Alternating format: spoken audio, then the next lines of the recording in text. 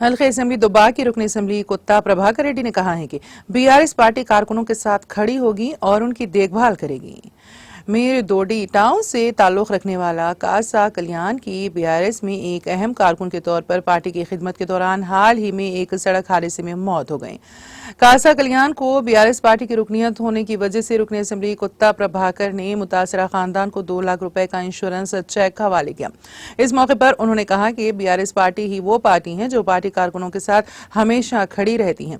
उन्होंने कहा कि कारकुनों को चाहिए किसी भी खतरे का सामना हो वो हमेशा उनके शाना बशाना खड़े रहेंगे। उन्होंने गांव के अवाम से कहा है कि वो हिम्मत ना हारें और पार्टी के पीछे खड़े हों।